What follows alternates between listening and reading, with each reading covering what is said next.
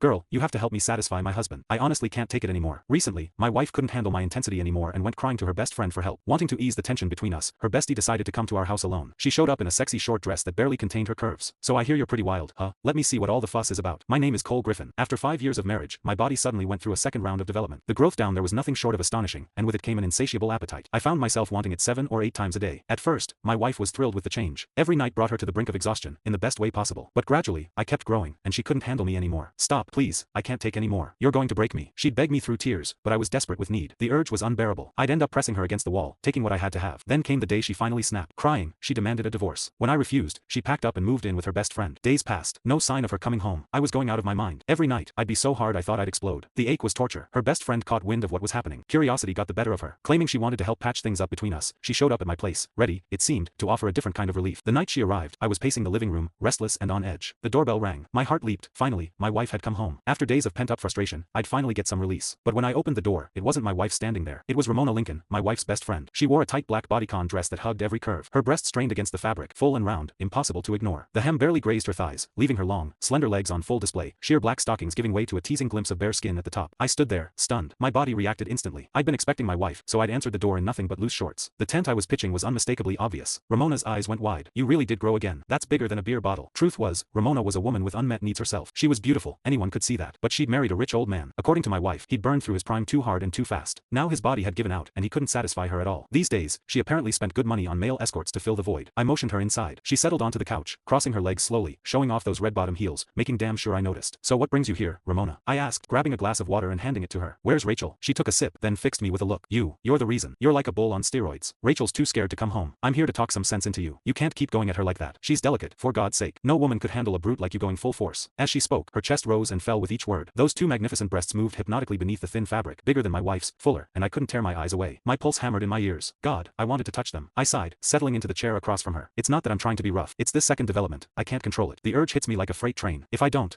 at least once a day, the ache is unbearable." Ramona's eyes sparkled with curiosity. She leaned forward. "Men can have second growth spurts, so you're bigger now than before. Can I see?" She looked at me earnestly, like it was the most natural request in the world. My heart skipped. Was she serious? "You don't just show something like that to your wife's best friend." I don't think that's appropriate," I stammered, even as my mind raced with possibilities. Ramona waved off my hesitation like it was nothing. "What's the big deal? This is practically a miracle. I just want to witness it for myself." She insisted, and insisted. Finally, I stopped pretending. Right there in front of her, I slowly pulled down my shorts. I'd never exposed myself to another woman before. The thrill of it was electric. Her hot gaze locked onto me, and that strange, illicit excitement only grew. Ramona had clearly spent time with plenty of male escorts, because she didn't blush, didn't flinch either. If anything, hunger flickered in her eyes. She gulped. "You're even bigger than any escort I've ever hired. Is it real? Can I touch it?" I never expected her to actually ask. My heart pounded. I nodded.